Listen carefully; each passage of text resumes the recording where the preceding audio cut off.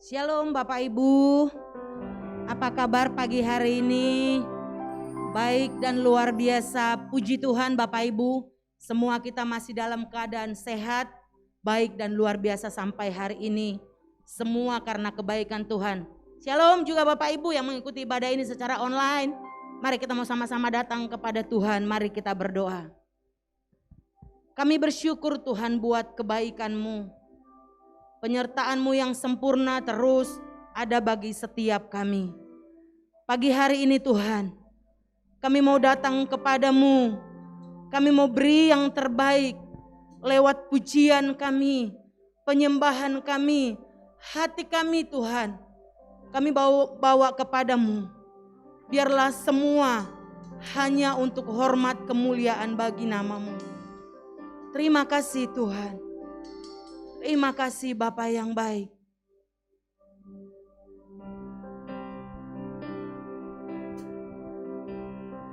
Kau Bapa yang mengasihi kami. Kau Bapa yang mengajari kami. Terima kasih Tuhan.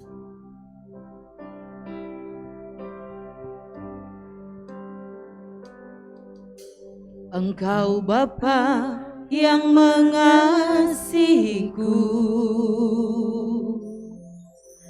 tak kau pandang bentuk dan rupaku.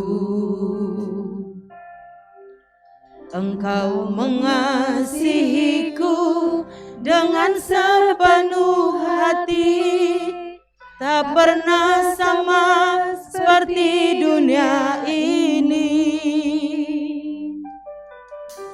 Engkau Bapa yang mengajariku melewati awan yang kelabu. Kau yang buatku terbang bagaikan raja wali, mengatasi segala pencobaan. Kau Bapa-Ku yang baik, mengerti bahasa tetesan air mata, tak Kau biarkan ku berjalan sendirian, sebab Kau Bapa-Ku yang baik. Engkau sungguh baik.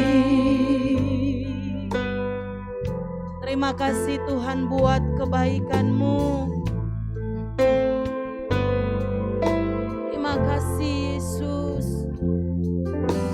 Engkau Bapa yang mengajariku melewati awan yang kelabu. Kau yang buatku terbang bagaikan raja wali, mengatasi segala pencobaan. Kau Bapa-Ku yang baik, mengerti bahasa tetesan air mata, tak Kau biarkan ku berjalan sendirian, sebab Kau Bapa-Ku yang baik. Kau Bapa-Ku yang baik, mengerti bahasa tetesan air mata, tak Kau biarkan ku berjalan sendirian, sebab Kau Bapa-Ku yang baik. Engkau sungguh baik. Terima kasih buat kebaikan-Mu Tuhan. Terima kasih buat kasih-Mu yang luar biasa bagi kami Yesus.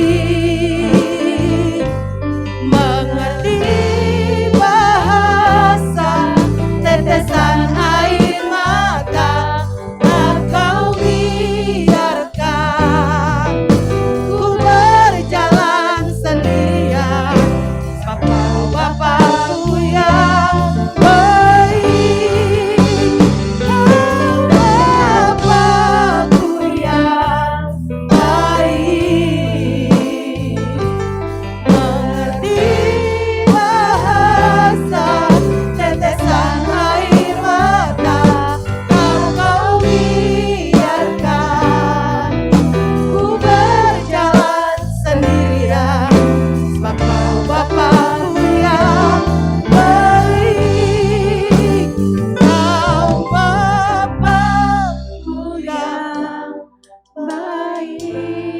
Ini ungkapan hati kami Tuhan. Bahasa tetesan air, Ini isi hati kami. Kau biarkan ku berjalan sendirian, sebab Kau Bapa-Ku yang baik. Kau Bapa-Ku yang baik, mengerti bahasa tetesan air mata, dan Kau biarkan ku berjalan sendirian, sebab Kau Bapa-Ku yang baik. Kau Bapa-Ku yang baik, mengerti bahasa tetesan air mata, dan Kau biarkan ku berjalan sendirian, sebab Kau Bapa-Ku yang baik. Engkau sungguh baik, Engkau sungguh baik, Engkau sungguh baik.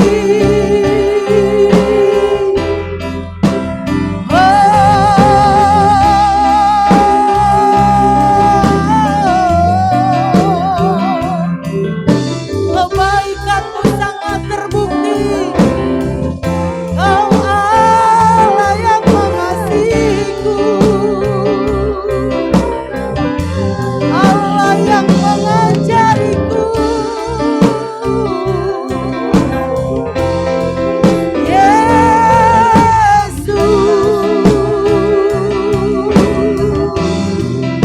Terima kasih buat kebaikan-Mu. Kasih setia-Mu ajaib bagi kami.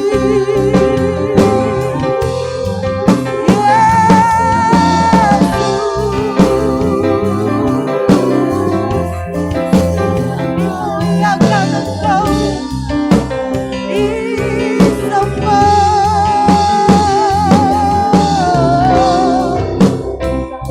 Kau Raja segala raja, Kau Tuhan yang ajaib.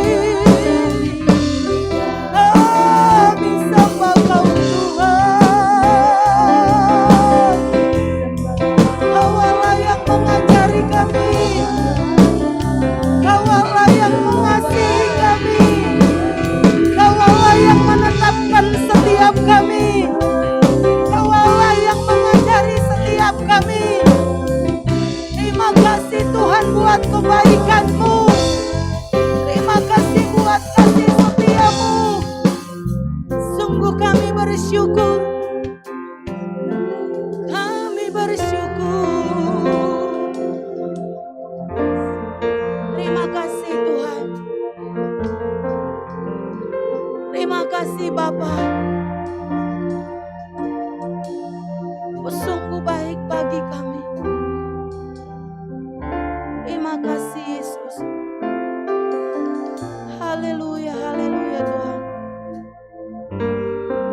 Sama-sama kita katakan kepada Dia. Semua baik, semua baik. Apa yang telah Kau perbuat di dalam hidupku, semua baik, sungguh teramat baik. Kau jadikan hidupku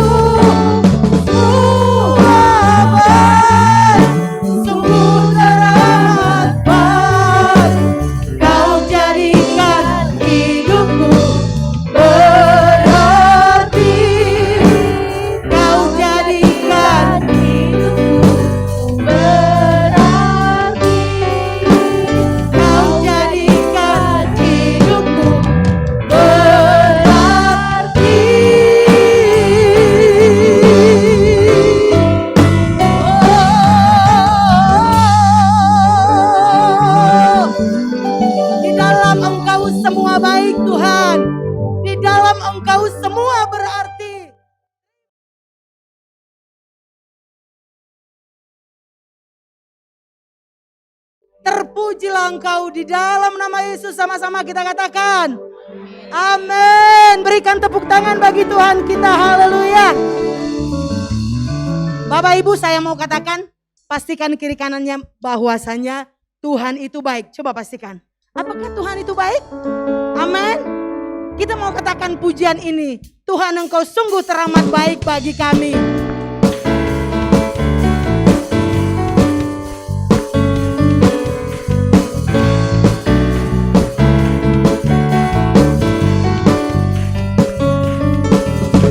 Di hadapan kemegahan-Mu, ku datang menyembah-Mu, membawa hatiku, membawa hidupku. Ku teringat kasih setiamu di dalam setiap langkahku. Sungguh Engkau baik di dalam hidupku. Yesus, Engkau baik, teramat baik. Engkau baik, teramat baik. Engkau baik, teramat baik. Engkau baik, teramat baik.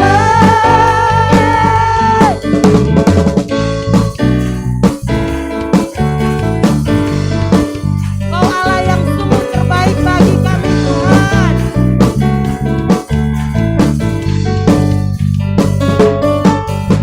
Di hadapan kemegahan-Mu, ku datang menyembah-Mu, membawa hatiku, membawa hidupku. Teringat kasih setiamu di dalam setiap langkahku. Sungguh Engkau baik di dalam hidupku. Engkau baik, teramat baik. Engkau baik, teramat baik. Engkau baik, teramat baik. Engkau baik, teramat baik. Ayo. Engkau baik, teramat baik. Amin Tuhan. Engkau baik, teramat baik. Engkau baik, teramat baik. Engkau baik,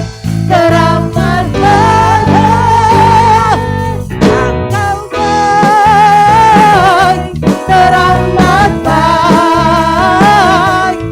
Engkau baik, teramat baik. Engkau baik, teramat baik. Engkau baik, teramat baik. Teramat baik. Sekali lagi katakan, teramat baik.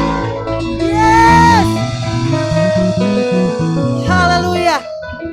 Mari kita terus rasakan dan kecap setiap kebaikan-kebaikan Tuhan, amin.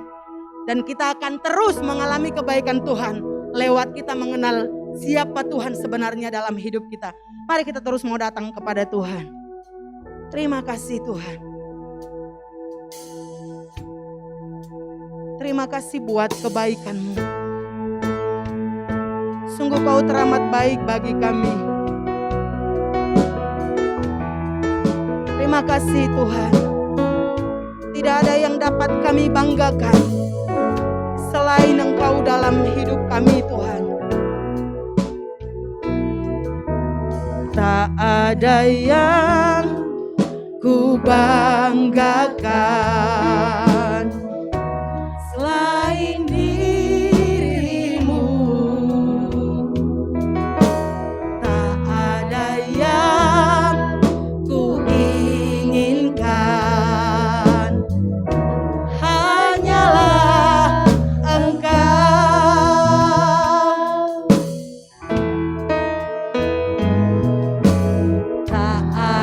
yang ku banggakan selain dirimu.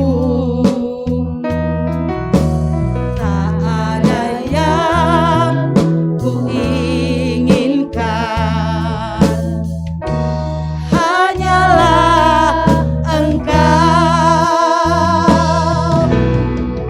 Ajarku mengenalmu, amin, bahwa ku lebih mengenalmu, pribadimu yang ku rindu. Ajarku mengenalmu. Ini kerinduan hati kami, Tuhan.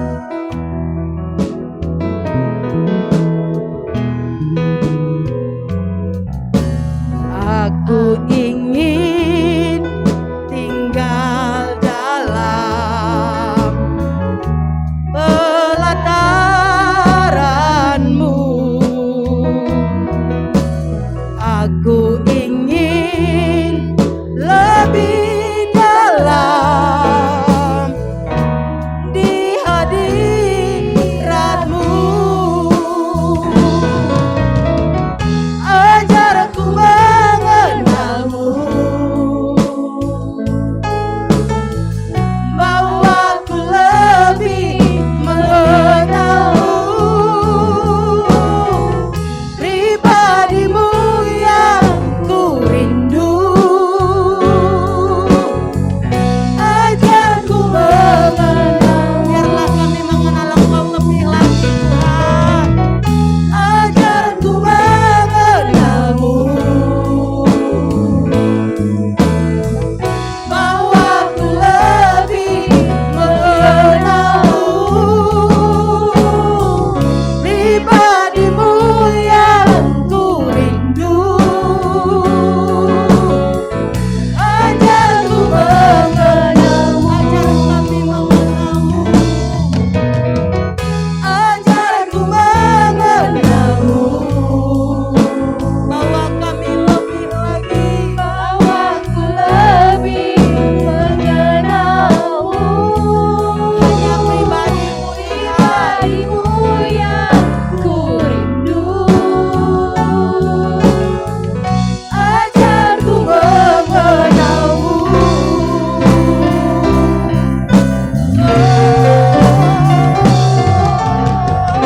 Ajarku mengenalmu, ya Tuhan, bahwa ku lebih mengenalmu, pribadimu yang ku rindu. Ajarku mengenalmu, ajarku mengenalmu, bahwa ku lebih mengenalmu, pribadimu yang ku rindu. Ajarku mengenalmu, ajarku mengenalmu, ajarku mengenalmu.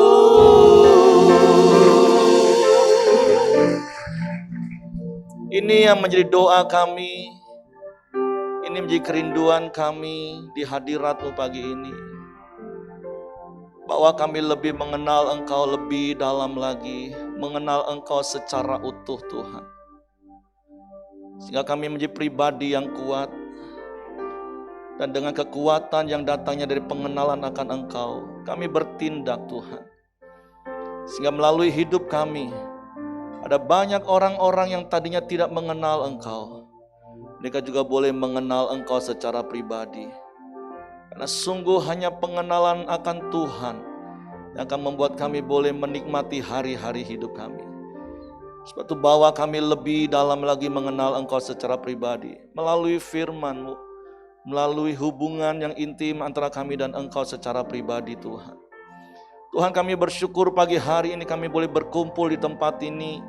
Dan kami percaya Engkau hadir karena kami berkumpul di dalam nama-Mu. Dan biarlah Engkau yang bertahta atas pujian penyembahan kami. Dan biarlah dari tahta pujian penyembahan, Engkau mengalirkan kasih-Mu, Engkau menyatakan kuasa-Mu, Engkau memberikan pengajaran firman-Mu, sehingga kami boleh semakin mengenal Engkau. Sebab itu kami mau siapkan hati kami pagi hari ini untuk dengar firman-Mu. Roh Kudus, tolong kami untuk mengerti firman-Mu, untuk kami memahami firman-Mu, sehingga kami percaya firman-Mu, dan kami melakukan firman-Mu. Kami sambut firman-Mu dalam nama Yesus Tuhan. Yang siap dengar firman mereka katakan, amin. Silakan duduk Bapak Ibu. Terima kasih Norma dan tim profetik. Shalom. Kita bersyukur pagi hari ini kita boleh sama-sama beribadah kepada Tuhan. Baik Bapak Ibu yang tempat ini maupun Bapak Ibu yang ada di rumah. Nah, hari ini rasanya kita bersyukur, bersuka cita karena setelah 2 tahun masa pandemi yang khotbah orang lokal terus. Sekarang hari ini kita impor dari Jakarta. Tentu Bapak Ibu sudah tidak asing lagi dengan Bapak Yohanes Peter Wijaya. Karena sebelum masa pandemi beliau juga sudah sering datang. Tapi ada hal yang berbeda dari dulu dan sekarang. Sekarang Bapak Peter Wijaya adalah salah seorang pemimpin PCC yang ada di Jakarta. Jadi kan Pelita Community kan ada cabang di Jakarta. Inilah hebatnya Jambi ya. Biasanya orang cabang itu di Jambi, pusatnya Jakarta. Ini pusatnya Jambi, cabangnya Jakarta. Nah, jadi kita bersyukur karena tahun ini juga Tuhan mau memperluas jangkauan Pelita untuk 10 provinsi. Dan hambanya Bapak Yohanes Peter juga salah satu bagian dari kegerakan ini yang memikirkan sehingga penjangkauan perluasan itu terjadi bersama-sama. Tentu setiap jemaat yang ada juga mendukung bersama-sama. Makanya fokus kita tahun ini adalah apa? Umat yang mengenal Allah, kuat dan kemudian bertindak. Nah, selain memimpin Pelita Community Jakarta, tahun ini Bapak Yohanes Peter Wijaya juga mengambil sebuah tanggung jawab yang besar di Pelita. Karena Pelita juga dipercaya oleh Tuhan untuk membangun yang namanya sekolah. Jadi per tahun ini Bapak Yohanes Peter Wijaya juga akan memimpin Yayasan Tunas Pelita Jambi ya. Dan itu akan membawai sekolah-sekolah baik yang ada di kota Jambi, juga yang sudah ada di Kupang Bapak Ibu. Dan dalam waktu dekat Bungo, Medan juga akan buka. Jadi memang Tuhan kirim orang yang tepat, seorang yang mempunyai visi yang jauh ke depan untuk pengembangan kerajaan Tuhan. Oleh sebab itu mari kita sambut dengan tepuk tangan untuk kemuliaan Tuhan hambanya Bapak Peter Wijaya. Oke, shalom Bapak Ibu semua, selamat pagi, senang sekali, saya juga senang bisa ketemu Bapak Ibu semua. Saya kemarin bilang semalam sudah 668 hari saya sampai hitungin, sejak terakhir saya terbang, trip. Jadi inilah terbang perdana saya ke sini, dan kali ini saya bawa istri saya, karena sebenarnya kemarin tujuan saya utama ke sini adalah untuk ngurus sekolah, Tunas Pelita Bangsa. Tapi terus kemudian diminta pelayanan di sini. Jadi saya bahagia banget bisa ketemu Bapak Ibu juga. Katanya ini perdana juga tamu luar, tapi enggak lah, saya part of keluarga, saya bagian dari Bapak Ibu semua, dan saya senang sekali bisa ketemu hari ini. Juga Bapak Ibu semua yang ada di rumah, hari ini saya tahu ini juga live, dimanapun Bapak Ibu semua berada, kita percaya Tuhan selalu baik dalam keadaan apapun. Saya melihat wajah-wajah sehat, wajah-wajah sukacita, jadi biarlah hari ini kita mau belajar sesuatu dari Tuhan. Amin. Kita sekali lagi berdoa buat firman Tuhan. Bapak dalam surga, terima kasih buat pagi hari ini, bersyukur buat kebaikan Tuhan, Tuhan selalu baik. Izinkan kami Tuhan buka hati kami pagi hari ini, kami ingin menerima sesuatu yang baru. Tuhan sampaikan isi hatimu, urapi lidah bibir hamba-Mu, supaya kami belajar sesuatu untuk bisa mengenal Tuhan jauh lebih baik lagi, supaya tahun ini banyak hal yang Tuhan singkapkan dalam hidup kami. Terima kasih Bapak, dalam nama Tuhan Yesus, haleluya, amin. Baik, Bapak Ibu semua, saya percaya beberapa waktu lalu udah banyak Pastor Ahyong juga mengajarkan bagaimana kita mengenal Allah dan segala macamnya.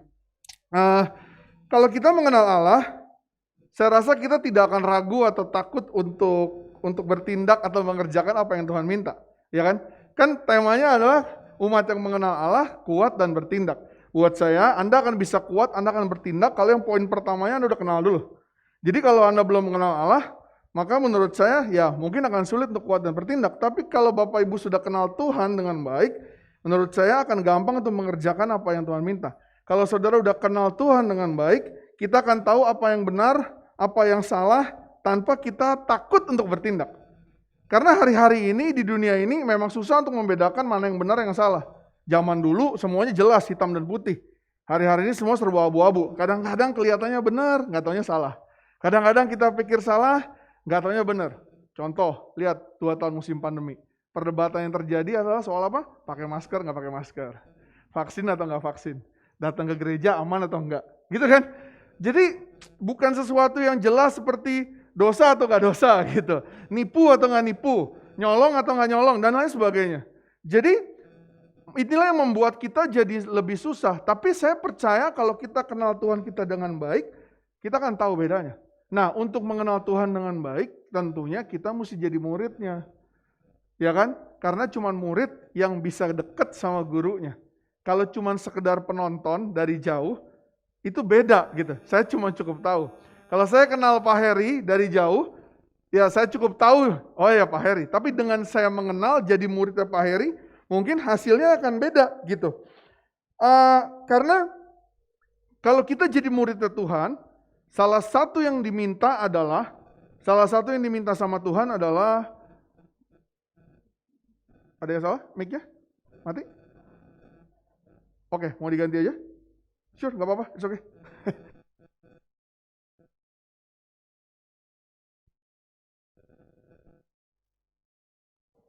Nggak apa-apa, ini aja. Oke. Cek, oke? Sip, thank you, oke. Jadi kalau kita tahu jadi muridnya Tuhan, salah satu yang Tuhan minta yang paling sering Tuhan bilang adalah mengasihi orang lain. Setuju? Tuhan bilang gini, hukum terutama tuh cuma ada 2. Kasihilah Tuhan Allahmu, betul? Segenap hati, jiwa, dan pikiran. Dan yang kedua apa? Kasihilah sesamamu manusia seperti diri sendiri. Jadi kalau jadi muridnya Tuhan mau mengenal Tuhan, kita mesti bisa bermurah hati, mengasihi orang lain, gitu. Nah, kalau kita mengenal Tuhan, kita akan tahu bahwa kemurahan hati itu selalu dimulai dari diri kita sendiri. Kita jadi anak Tuhan, orang Kristen mungkin udah lama, kita bilang, oh kita sudah paham Pak, oh kita harus mengasihi orang lain. Tapi banyak konsep yang salah, mengasihinya banyak syarat. Padahal Tuhan ajarin kemurahan hati itu selalu berhubungan dengan diri kita. Bukan orang lain, bukan keadaan. Mau pandemi, nggak pandemi, mau ada masalah atau masalah, mau kehilangan atau nggak kehilangan, yang namanya kemurahan hati bukan karena situasi di luar. Tapi semua karena diri kita. Kemurahan hati itu bicara soal seberapa yang kita punya. Kemurahan hati itu bukan bicara soal seberapa yang kita punya, tapi kemurahan hati itu bicara soal seberapa yang kita kasih ke orang lain. Jadi bukan soal yang kita punya. Mau kita punya sedikit, punyanya banyak, nggak ada hubungannya. Kemurahan hati mengasihi orang itu bicara soal apa yang kita bagikan ke orang lain. Gitu. Nah, jadi saya percaya setelah belajar untuk mengenal Allah, salah satu ciri kalau Bapak Ibu mengenal Allah menurut saya adalah ketika saudara bisa berani untuk mengasihi orang lain. Bagaimana untuk bisa mencintai orang, bagaimana bertindak untuk mengasihi orang lain. Gitu. Amin. Nah, ada beberapa hal yang saya mau share hari ini bagaimana kita mengasihi orang lain.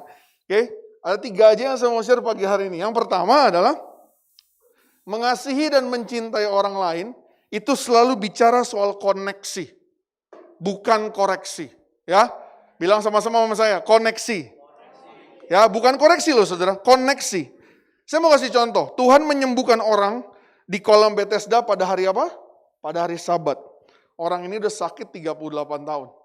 Dia sembuhin di hari Sabat. Yohanes pasal 5 ayat 6 bilang begini, ketika Yesus melihat orang itu berbaring di situ dan karena ia tahu bahwa ia telah lama dalam keadaan itu, berkatalah ia kepadanya, maukah engkau sembuh? Itu hari Sabat. Hari di mana dulu orang Yahudi bilang tidak boleh ngapa-ngapain, tidak boleh kerja. Atau ingat cerita di Yohanes 4, Yesus ngobrol sama orang Samaria. Padahal hari-hari itu orang Yahudi dan Samaria tidak bergaul. Saya mau kasih tahu gini, Tuhan gak pernah pusingin aturan. Yesus tuh gak pernah pusingin aturan. Oh perjamuan tuh cuma boleh minggu pertama. Oh yang boleh doa di depan cuma yang bergelar pendeta. Apa lagi? Oh ini mesti pakai baju putih. Oh cuma ada dan lain sebagainya. Tuhan tidak pernah pusingkan soal aturan. Aturan ada bagus. Dia tidak pernah menghapus aturan dan tidak pernah hukum Taurat. Tapi konektivitas dia lebih penting daripada sekedar cuman aturan. Hubungan dia, relationship dia sama orang-orang jauh lebih penting daripada urusan koreksinya. Gitu. 2 Timotius 2 ayat 23 sampai 26. Firman Tuhan bilang begini, hindarilah soal-soal yang dicari-cari, yang bodoh dan tidak layak. Engkau tahu bahwa soal-soal itu menimbulkan pertengkaran. Sedangkan seorang hamba Tuhan tidak boleh bertengkar. Tetapi harus apa? Ramah terhadap semua orang. Ia harus cakap mengajar, ingat, sabar, dan dengan lemah lembut dapat menuntun orang yang suka melawan. Sebab mungkin Tuhan memberikan kesempatan kepada mereka untuk bertobat dan memimpin mereka sehingga mereka mengenal kebenaran. Dan dengan demikian mereka jadi sadar kembali karena terlepas dari jerat iblis yang telah mengikat mereka pada kehendaknya. Bapak Ibu, saya dari kecil entah kenapa saya sukanya matematika. Banyak orang gak suka matematika. Saya kalau di sekolah demen banget matematika. Hitung-hitungan saya kuat. Saya gak suka pelajaran menghafal. Logik saya terbentuk dari hitung-hitungan. Saya bisa cepat tuh mengenali angka, analisis number, dan lain segala macamnya. Jadi yang terjadi adalah sejak kecil otak kiri saya tuh kencang sekali. Logika saya selalu jalan. Apalagi kan kalau ingat pria dan wanita, wanita lebih main perasaan. Laki-laki logika saya double dan triple gitu. Jadi untuk itulah, nah puji Tuhan dengan apa yang saya punya, saya diberkati ketika dalam pekerjaan. Gitu, dalam pekerjaan Tuhan pimpin saya naik. Ya karena memang ada hal yang saya kerjakan yang mungkin dilihat perusahaan berprestasi sehingga terus kemudian Tuhan izinkan saya dipromosi. Tapi ketika masuk di dunia hubungan, di dunia pertemanan, di dunia pelayanan, apalagi disuruh jadi gembala, ini jadi masalah. Karena logika saya selalu jalan, untuk itulah koreksi saya jauh lebih besar daripada urusan koneksi. Setiap kali ada orang datang pada saya, cerita masalah, otak saya ini kayak bekerja gitu. Saya langsung analisa, oh gini, you salah ini. Oh kamu salah ini. Saya nggak lihat dulu kesedihan dia, saya nggak lihat dulu masalah yang dia hadapin. Yang saya lihat langsung, oh kamu harus begini. Oh nggak mau nurut, ya udah jangan datang ke saya. Karena ini saya terlalu kencang gitu saudara. Nah, suatu hari kan ketika saya jadi murid gembala saudara, Pastor Ahyong, gembala saudara luar biasa ngebentuk saya. Dia ajarin saya pelan-pelan, dia hajar saya pelan-pelan, otak kiri saya ini harus berubah, harus imbang. Kata Pastor Ahyong, talenta yang kamu punya itu dari Tuhan, bukan berarti harus dihilangkan. Tapi ada hal ketika hubungan yang kamu hadepin bukan barang, bukan angka, bukan produk, bukan apapun itu. Yang saya hadepin adalah human, orang yang punya perasaan, punya hati dan pikiran sama seperti saya. Jadi saya dihajar, dibentuk untuk bisa mengerti bahwa pada akhirnya saya bisa menerima orang kalau dia pun berbuat salah, ya dia masih punya kesempatan. Orang Tuhan bilang memberikan kesempatan. Terus siapa saya gitu maksudnya. Nah kalau kita mengenal Tuhan dengan baik, kita mesti paham bahwa Tuhan menerima mereka semua apa adanya. Lah kalau terus kemudian saya sok-sokan mengkoreksi, mungkin artinya saya belum mengenal Tuhan dengan baik. Gitu. Karena kalau saya kenal Tuhan, Tuhan bermurah hati kepada semua orang. Pada akhirnya saya belajar begini, saya tidak akan bisa mengkoreksi seseorang kalau saya tidak bangun hubungan sama dia. Gitu. Karena nggak ada koreksi yang paling pas kalau saya nggak bangun hubungan sama dia. Saya nggak bisa koreksi anak saya kalau hubungan saya dengan anak saya tidak dekat. Saya nggak bisa koreksi dengan sesama pekerja saya kalau saya nggak punya hubungan yang dekat. Ya masuk akal kan. Siapa sih itu tiba-tiba datang terus langsung kasih tahu gitu kan. Semalam saya bilang begini, setiap kali ketemu Pastor Ahyong, kemarin baru ketemu Pastor Ahyong, setelah sekian lama fisik, tiba-tiba dari jauh dia bilang begini, "Hei, makan sayur, itu perut kegemukan," katanya. Dia bilang gitu sama saya dari jauh. Saya mau kasih tahu gini, kalau saya nggak kenal nih orang, siapa nih orang nih? Wah datang-datang lu sibukin perut gue sama sayur gitu kan. Tapi karena saya kenal dia, saya menerima dengan sukacita dan ya happy gitu. Gitu saya bilang. Terus saya sempat balas bercanda, ya saya ikut gurunya lah, gurunya di piring babi terus, ya saya juga ikut gitu. Tapi itu karena koneksi saya kan gitu. Sehingga dia bisa mengkoreksi saya walaupun dengan cara yang mungkin sedikit bercanda segala macam. Tapi saudara paham maksudnya. Kita mesti bangun dulu koneksinya. Baru kita bisa koreksi orang. Nah hari-hari ini banyak orang mengkoreksi tapi mengatasnamakan mengasihi. Padahal belum tentu. Koreksi yang tepat saudara mesti bangun koneksinya. Jadi kalau mengasihi orang bicaranya koneksinya dulu. Jangan koreksinya, jangan lihat kesalahannya dulu. Lihat dulu sudut pandangnya, dia lagi bermasalah apa. Amin? Amin. Yang kedua, mencintai dan mengasihi orang itu bicara soal komitmen. Bukan soal kenyamanan. Bicara soal komitmen. Dalam pernikahan atau hubungan, kita selalu diajarkan bahwa itu bukan soal rasa nyaman, tapi soal komitmen. Kenapa? Karena nyaman bisa hilang. Suatu hari. Ayo yang sudah suami istri, sudah berpasangan, pasti tahu banget. Saya sudah menikah dengan istri saya, nggak selalu nyaman, sejujurnya. Ada momen-momen di mana mungkin kita akan kehilangan rasa nyaman berdua. Tapi makanya pernikahan dibangun bukan rasa nyaman, tapi atas dasar komitmen. Kalau kita cuma membangun pernikahan atas rasa nyaman, ketika nyamannya hilang, bubar udah. Betul? Makanya saya bilang komitmen, ada momen di mana kita lagi turn up, lagi mungkin berantem, lagi happy dan segala macam. Walaupun nyamannya hilang, nyamannya ada, kalau komitmen tetap ada, saya akan tekad terus sama istri saya sepanjang hidup. Dan kira-kira kayak begitu.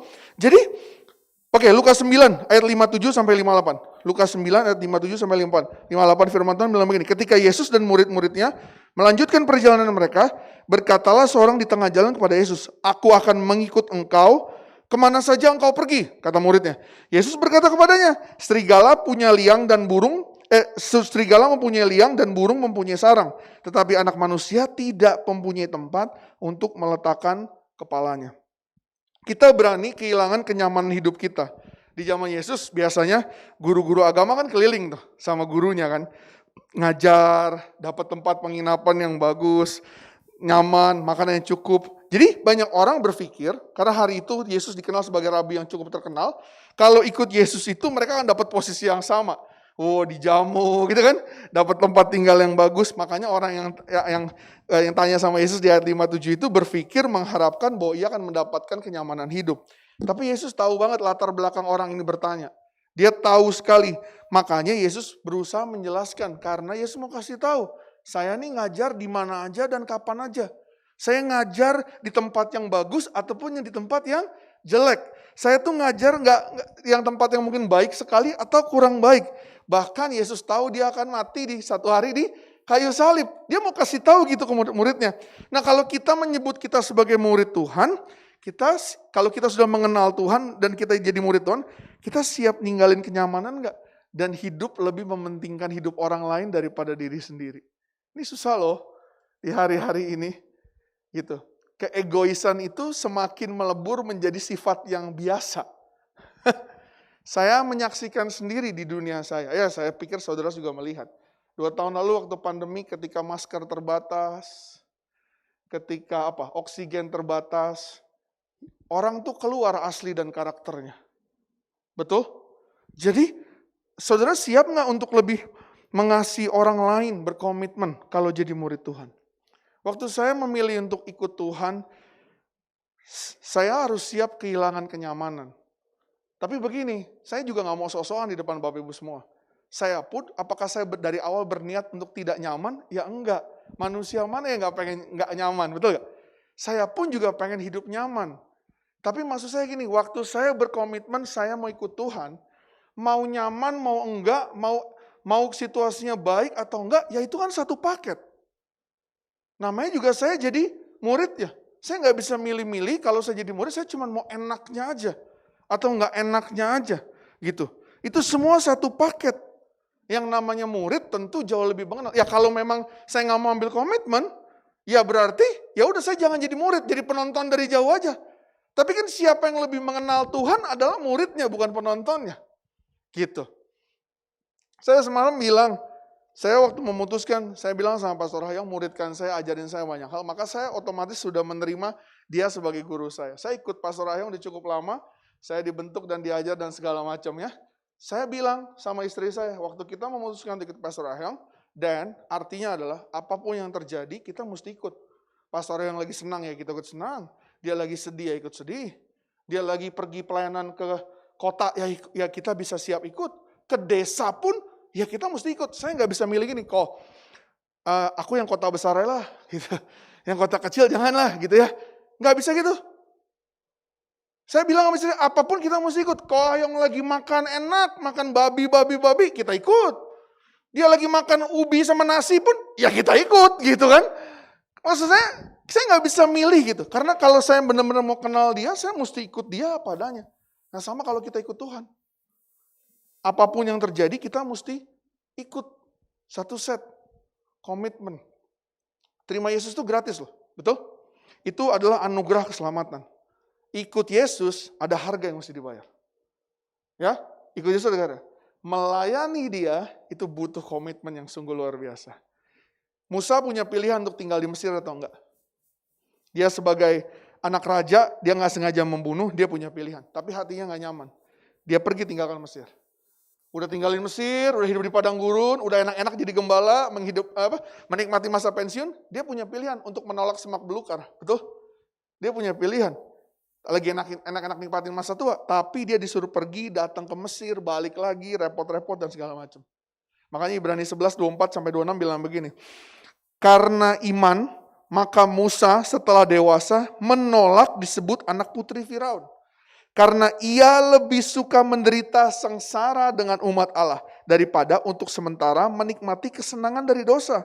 Ia menganggap penghinaan karena Kristus sebagai kekayaan yang lebih besar daripada semua harta Mesir, sebab pandangannya ia arahkan kepada upah. Mengasihi orang itu sangat butuh komitmen. Gak bisa cuma sekedar mengasihi satu kali aja, one time. Saya tolongin dia sekali aja dah gitu dan segala macam. Mengasihi itu butuh komitmen. Itu yang kedua. Yang ketiga, mencintai orang, mengasihi orang itu selalu bicara soal penerimaan, bukan pengecualian.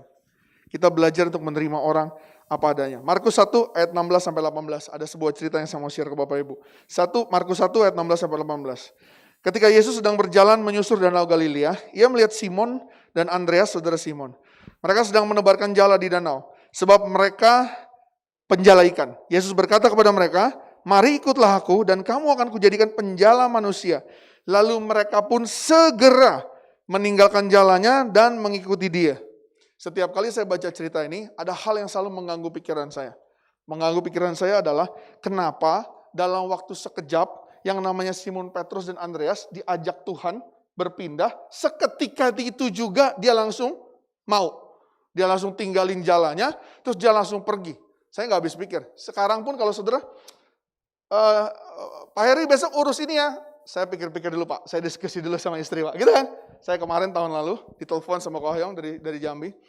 Dia minta waktu. Pokoknya kalau dia bilang, Pit, kamu ada waktu 20 menit? Oh itu pasti serius, saya udah takut deh. Pasti dia akan nyuruh saya sesuatu. Dan dia bicara soal sekolah. Intinya adalah dia minta saya untuk bantu sekolah supaya development ke depannya lebih baik. Hari itu saya ingat banget, saya aja gak langsung jawab iya. Karena saya bilang sama Ko Hyong, saya 18 tahun kerja, saya mungkin kuat di leadership, tapi saya sama sekali gak tahu soal pendidikan. Dan saya nggak tahu soal anak-anak. Dan cenderung anak-anak kalau ketemu saya auranya agak nggak enak.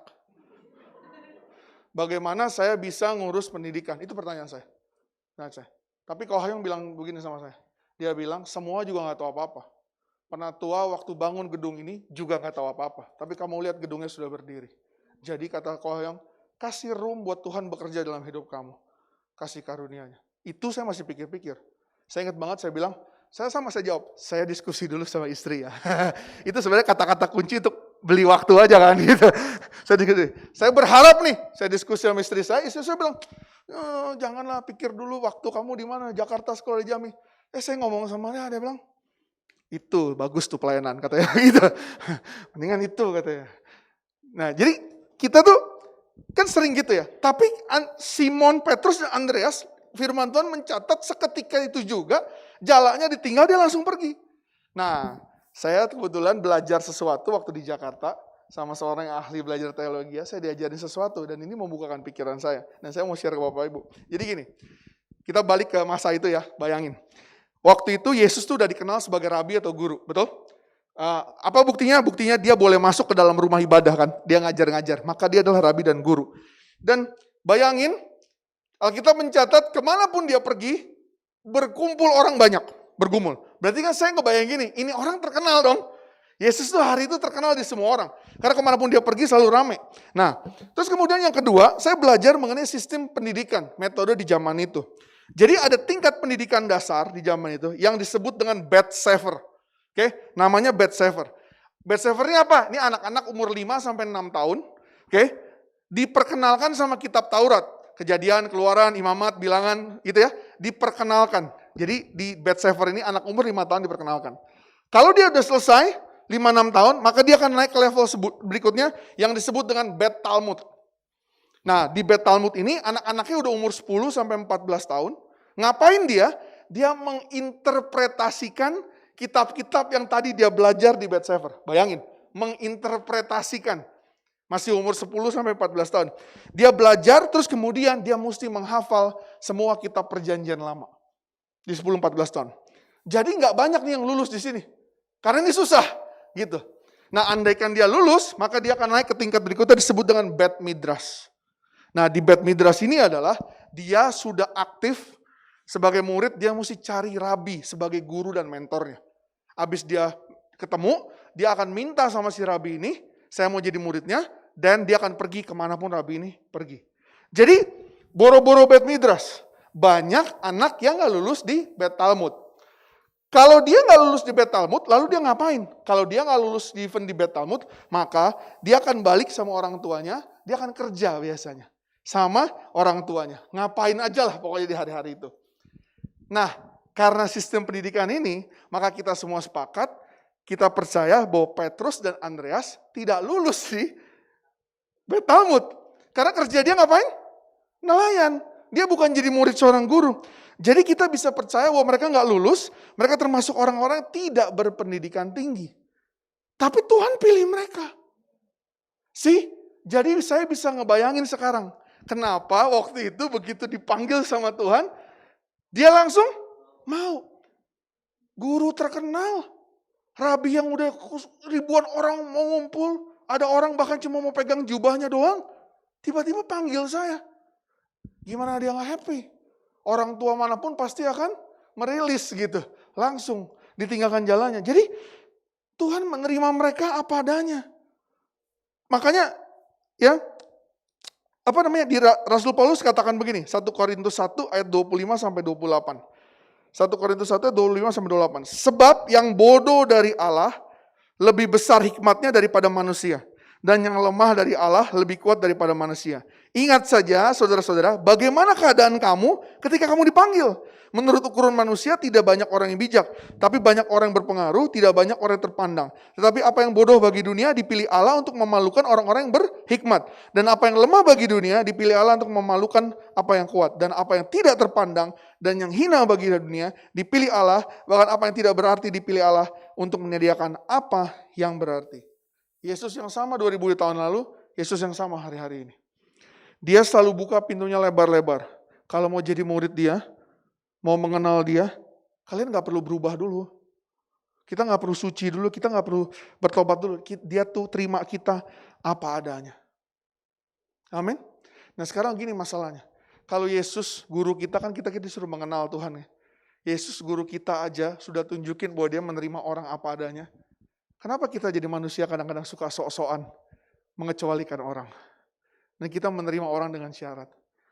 Kalau kita bilang, kita klaim kita murid Tuhan dan Tuhan menunjukkan kita, dia terima orang apa adanya. Kenapa kita mesti menerima orang dengan begitu banyak syarat? Gereja itu mesti jadi orang, bukan yang isinya semua orang suci dan benar. Gereja itu mesti jadi isinya adalah orang-orang yang mungkin berdosa, orang-orang yang mungkin salah, orang-orang yang mungkin gak sempurna, tapi dibenarkan sama Tuhan. Itu, kalau saudara nunggu sempurna dulu, ya gak akan sempurna. Saya suka bilang dari dulu, saya paham betul kenapa Tuhan pilih murid-murid terbaiknya, itu semua yang profesinya nelayan. Kalau Bapak Ibu pernah ingat, saya pernah share beberapa tahun lalu. Kenapa? Karena cuma nelayan yang tahu konsep kerja begini. Dia pergi ke tengah lautan, dan dia jaring semua ikan. Lalu ditarik ke darat. Dia kan gak pernah pilih-pilih dulu di tengah laut pas ngejaring kan. Oh yang ini jelek, taruh lagi. Yang ini enggak. Apa begitu kerjanya? Enggak. Nelayan tuh tarik dulu semua ikan. Dia jaring sebanyak-banyaknya. Dibawa ke darat. Kalau ada yang busuk, baru di situ disfilter. Betul? Atau kalau ada yang jelek pun, atau sisiknya gimana, dia baru bersihin. Benar? Dia bersihin. Tapi di darat, bukan pada saat menjaring. Nah, cuman karena konsep nelayan itulah jadi murid-murid terbaik. Kalau kita mau terima semua orang, terima dulu apa adanya. Nanti Justru itu Tuhan kalau kita udah mengenal, kita mesti bertindak, kita mesti berani untuk membantu dia, memperbaiki hidupnya, supaya hidup dia jadi lebih baik. Tuhan tuh pilih saya apa adanya. Tuhan tunjukin saya nggak layak itu tetap berharga. Saya pikir kalau Tuhan pada saat jaring pilih-pilih, saya mungkin nggak kejaring kali hari ini. Masih banyak yang lebih hebat. Mami saya sampai hari ini, setiap kali dengar bahwa saya sudah jadi hamba Tuhan dan pelayanan, nggak pernah percaya. Mami nggak pernah doain dulu jadi hamba Tuhan katanya. Sekolah teologi pun tidak, kata mami saya gitu kan. Dia selalu bilang.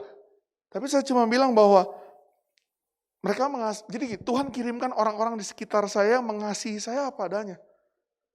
Saya datang sebagai murid Pastor Hayung penuh dengan kekurangan.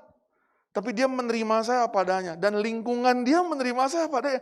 Penatua PCC Jambi menerima saya apa adanya. Kalau mereka pilih-pilih, saya nggak kejaring. Gitu. Jadi saya bertobat anak Tuhan. Bukan karena KKR. Saya bertobat bukan karena ada orang yang tumpang tangan ke saya. Bukan. Saya bertobat karena saya diterima apa adanya.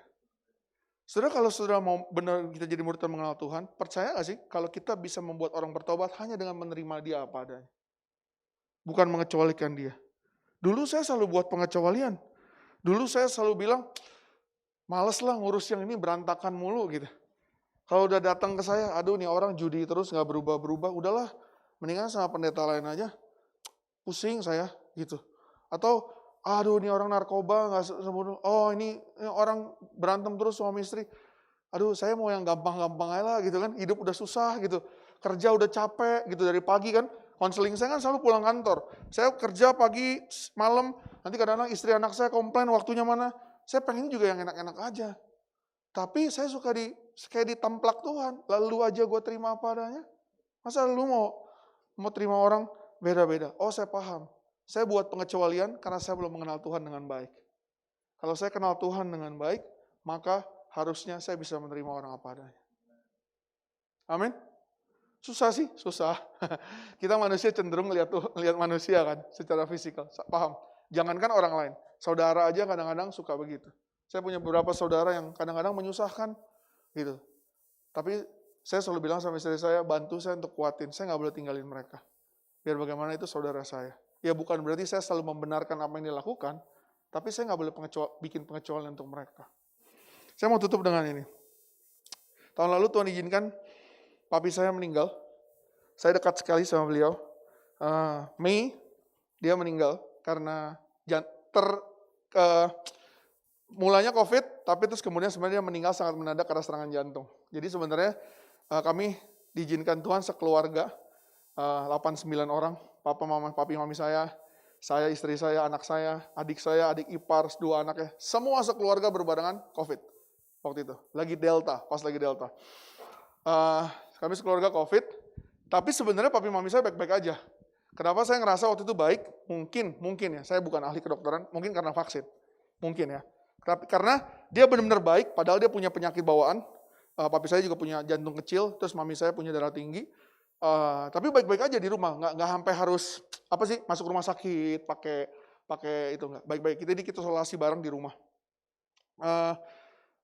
Nah pas udah berapa hari di rumah jalanin itu, mami saya kan sehat gitu ya, mami saya sehat, masih bisa nonton gosip gitu-gitulah, berarti masih bagus gitu kan kira-kira, masih sehat gitu intinya, sehat. Berapa hari kemudian dia datang sama saya, dia kasih lihat saya sebuah WhatsApp, dia bilang handphonenya, lihat nih kata dia. Terus waktu saya buka WhatsApp-nya, saya lihat itu ada kayak broadcast dari seseorang di grup RW RT lingkungan kami gitu. Not even RT kami sebenarnya, RT tetangga gitu. Tapi ya dekat lah RW RT. Di situ ada foto keluarga kami lengkap lagi pergi kondangan. Lengkap fotonya, saya nggak tahu dapat dari mana. Terus kemudian ada kata-kata di WhatsApp-nya. Panjang, tapi singkatnya begini, saya mau kasih saudara. Intinya adalah mereka bilang, lihat nih, belajar dari keluarga ini. Salah mereka sendiri. Udah tahu lagi COVID, pergi kondangan, rame-rame, makanya tuh, rasain sekeluarga jadi COVID semua. Belajar dari keluarga ini. Nyusahin tetangga dan bla bla bla bla bla gitu. Itu broadcastnya. Disebar ke grup RW dan RT. Somehow itu nyampe ke mami saya. Saya nggak tahu gimana. Dan saya juga nggak tahu itu foto dia orang dapat dari mana. Di dunia digital inilah. Terus mami saya marah. Marah dan maksudnya dia mengungkapkan kesalahan sedih. Saya paham nih situasinya lagi COVID. Dia butuh rest. Mentally, physically. Tapi dia marah. Dia bilang ini yang kurang ajar. Kenal juga enggak gitu ya. Tahu juga enggak. Nyebarin hal-hal berita dan segala macam. Nah, yang saya mau cerita sama saudara lagi nih. Foto yang disebar itu sebenarnya foto fresh. Benar-benar kami baru ambil 2 minggu sebelum kami kena COVID. Dan betul, kami pergi kondangan. Tapi yang saya mau cerita adalah begini. Ada alasan kenapa kami pergi kondangan dan saya yakin memang bukan dari kondangannya. Kenapa? 2 minggu sebelumnya, salah satu sepupu saya itu menikah. Sepupu saya itu berarti anak dari adik papa saya. Saya nggak tahu bahasa di sini, saya sebutnya encek. Jadi ini anak encek saya, ini meninggal. Masalahnya, dia sudah yatim piatu udah tahunan. Orang tuanya dua-duanya nggak ada, sakit, udah kita tahunan. Sejak dia meninggal, sepupu saya ini dekat sekali sama papi saya. Gitu. Karena dia kasihan nggak ada orang tua, dan anaknya baik banget gitu. Sangat baik. Jadi ketika dia mau menikah, dia nggak punya siapa-siapa kan. Keluarga papi saya itu bukan keluarga yang akur gitu. Jadi udah nyebar kemana-mana dan nggak tahu juntrungannya, jarang ketemu. Nah, dia nggak tahu siapa-siapa. Jadi saya ingat banget setahun yang sebelum menikah itu, mereka udah datang ke papi mami saya, minta tolong dilamar. Ya kan? Karena tradisi gitu kan, minta tolong, sepupu saya itu laki-laki, minta tolong dilamar. Jadi kita yang anterin ngelamar, temenin apalah, semua segala macam, tepai. Nah, termasuk ketika hari wedding. Memang pada saat itu saya sama adik saya bilang gini, kita mesti agak hati-hati sama papi mami nih, karena ini kondangan. Tapi si pupu saya memang bikinnya sangat limited, orangnya dikit sekali dan cuma keluarga. Tapi problemnya satu-satu keluarga dia adalah cuma kami. Jadi kalau kami tidak datang, maka dia tidak ada keluarganya. Saya bilang sama papi mami saya, gak tega saya, kasihan kan. Saya bisa ngebayangin apa rasanya gitu. Di hari penting gak punya keluarga, sedih. Pasangannya keluarga lengkap, masa saya nggak ada keluarganya? Saya bilang, udah papa, pergilah. Jaga prokes, masker di double, saya kasih vitamin. Nah, terus cuma pergi berdua, sedih juga. Masa cuma papi mami saya? Akhirnya saya bilang istri saya, kita pergi. Saya panggil adik saya bilang, kita pergi, anak-anak jangan dibawa. Selesai, kita pergi. Nah itu ceritanya. Sehingga kami pergi kondangan, sebentar ikut pemberkatan, habis itu foto, dan we go home. Selesai. Itu 2 minggu sebelumnya. Gitu. Nah kebetulan memang kami kena COVID bukan dari sana. Dari supermarket tepatnya. Tapi orang kan nggak tahu ceritanya. Betul? Yang dia tahu cuma sekotak ada foto, kita pergi kondangan, tanggal foto diambil, dan kami sekarang sekeluarga sakit COVID. Jadi mami saya marah. Saya berusaha jelasin ke dia. Saya bilang, Mam, pertama, mereka nggak kenal kita. Sudahlah. Ampuni aja, saya bilang. Jadi mama saya tuh dendam sekali. Sampai dia bilang, kita pindah rumah aja dari sini katanya. Cari komplek baru, dia bilang. Ini semua orang-orang kepo. Di mana sih yang gak kepo? Di Jambi juga ada pasti. Bukan cuma soal Jakarta. Saya bilang mau pindah kemanapun tidak menyelesaikan masalah. Saya kasih tahu, mau pergi kemanapun, mami akan ketemu lingkungan yang sama. Ya bukan berarti semua orang di RW RT jelek ya. Saya gak bilang begitu. Tidak. Tapi pasti sama. Tapi poin saya adalah, Mam, lepasinlah pengampunan. Kalau mami saya tidak lepasin pengampunan dan dia kepikiran terus, saya rasa ceritanya akan berbeda hari itu. Bisa jadi dia drop, bisa jadi dia kenapa-napa. Saya bilang, Mam, mereka tidak mengenal kita. Saya bilang, ya sudah, terima aja mereka apa adanya. Gitu. Toh, yang mereka lakukan, yang mereka katakan gak ada kontribusinya kok dalam hidup kita. Benar gak? Ya kalau mau hitung-hitungan, ngirim vitamin juga enggak, ngirim makanan juga enggak, cuma ngirim hoax doang gitu kan kira-kira. Saya bilang, Mam, gak ada hubungannya. Mereka mau kirim ini WhatsApp, mau disebarin kemana, mau gak disebarin, kita lah tetap kita. Jadi saya perlu mami untuk lebih strong. Untungnya saya bisa lakukan itu 3 hari sebelum papi saya meninggal. 3 hari setelah itu papi saya meninggal. Kalau saya belum beresin, mungkin bisa lebih down lagi. Ketika papi saya meninggal, siapa yang down? Sepupu saya. Dia langsung telepon saya nangis-nangis. Dan dia bilang, ini gara-gara aku ya kok katanya. Saya bilang sama dia, no. Saya percaya kalau Tuhan udah izinkan, sudah selesai. Gitu. Saya sedih banget waktu itu kehilangan papi saya, honestly, beneran. Karena saya dekat sekali sama dia. Dan itu hitungannya, hitungan detik. Saya masih makan 10 menit sebelumnya sama dia. Saya masih ngobrol sama adik saya. Di meja makan, dia masih marah-marah, beneran. Dia masih marah-marah bilang begini, itu pasti supermarket A tuh yang bikin kita sakit tuh katanya. Lu berdua jangan ke situ lagi ya, masih begitu dia. Udah, saya bilang, oh, makan. Saya bilang gitu kan. Gitu. Segar segala macam. Hitungan detik dia kena attack, serangan jantung dan meninggal. Cuma saya mau bilang begini. Saya bilang saya nggak mau salahin siapa-siapa. Saya terima aja semua pokoknya. Betul gak? Kalau saya nggak terima, kalau terus kemudian saya nggak mengasihi orang-orang di sekitar saya, berarti artinya saudara boleh nilai saya belum mengenal Tuhan dengan baik. Kalau saya mengenal Tuhan, proses ini proses pembelajaran, saya mau menerima orang, mengasihi orang semuanya apa adanya. Saya mau ngasihi mereka terlepas dari mereka mau baik sama saya, mereka mau nggak baik sama saya. Saudara nggak bisa atur orang, itu masalahnya. Yang kita bisa atur adalah diri kita sendiri gitu. Jadi pada saat bicara soal kuat dan bertindak, menurut saya kata-kata kuat tuh sangat strong dan sangat jauh lebih dari apapun. Kenapa kata-katanya kuat? Karena memang padangnya nggak gampang. Saya tahu banget padang gurun. Bangsa Israel keluar mau tanah perjanjian, dia mesti ngelewatin padang gurun. Bisa aja Tuhan langsung kasih dia masuk ke tanah perjanjian, tapi buktinya enggak. Kenapa Tuhan mau kasih tahu? Memang di padang gurun lah karakter kita mesti dibentuk. Kalau kita nggak siap, maka tanah perjanjian nggak akan kita bisa masukin. Jadi hari ini kita mau belajar bahwa mengenal Tuhan, kita belajar untuk mengasihi orang lain. Kasih itu hari-hari ini yang sangat-sangat susah dicari oleh anak-anak Tuhan. Saya mungkin gampang berkhotbah, banyak penatua mungkin lulusan teologi bisa tahu semua teori segala macam. Teori banyak. Saya ngomong di depan, mungkin kelihatannya jago, tapi mungkin bisa jadi sikap saya berbeda di rumah. Mengasihi orang berbeda, itu yang kita perlukan.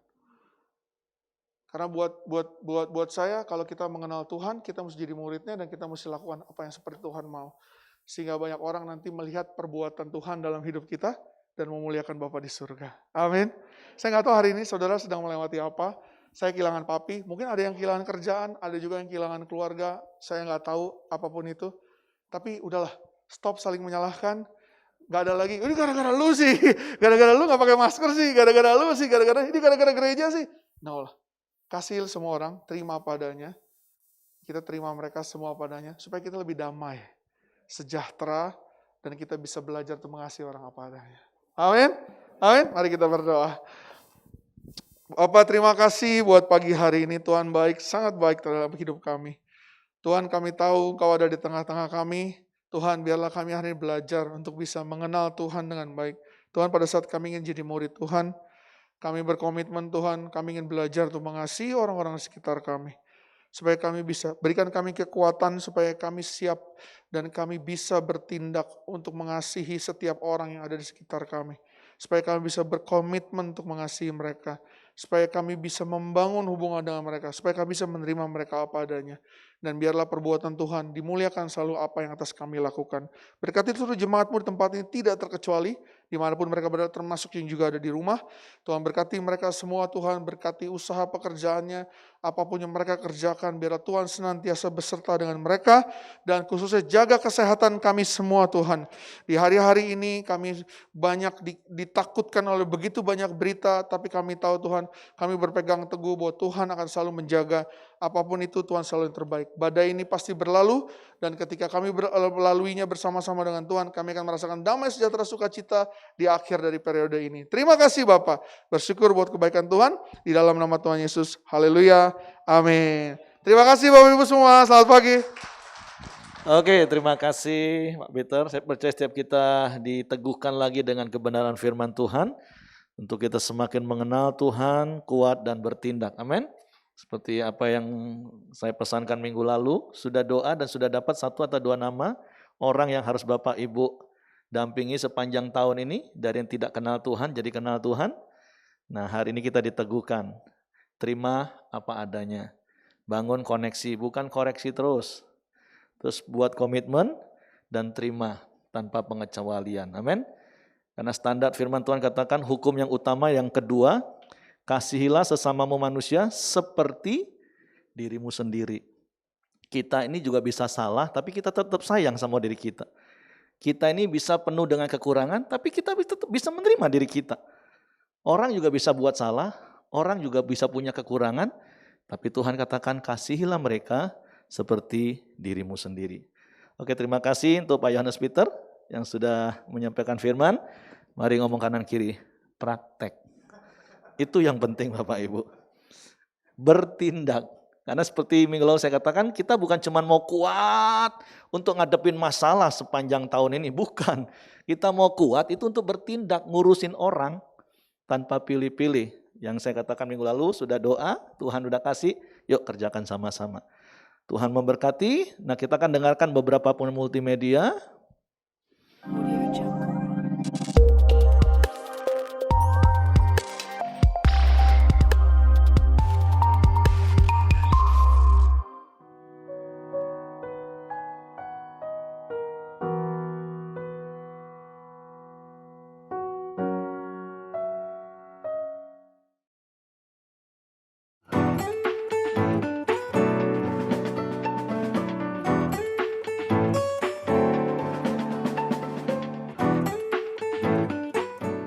Akan diadakan doa puasa pelayan pada hari Sabtu tanggal 22 Januari 2022 jam 12 siang di Sekretariat Pelita, Ruang Anggrek.